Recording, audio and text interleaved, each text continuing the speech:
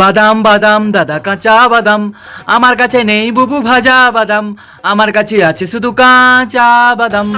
মালিক এত বাদাম নিয়ে কি করবে? মালিক আস্তে করে টিপবে তো, খুব লাগলো কিন্তু।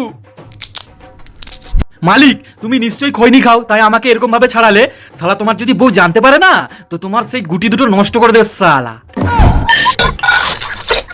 শালা পোঙা মালিক, আমাকে দিয়ে মালিক নিশ্চয়ই উল্টো পাল্টা কিছু বানাবে। আমি পালাই বাবা। শালা মালিকের বাচ্চা আমাকে ঠিক ধরে এনে পুরো ছিলে দিল রে বাবা। মালিক আমাকে তাড়াতাড়ি নামাও, আমার পথ পুড়ে গেল যে। আরে মালিক আস্তে আস্তে ঠুকো, আমি ভেঙে যাবো যে। মালিক আমাকে এই চটচটা মালটার উপরে কেন দিলে? কি চটচট করছে।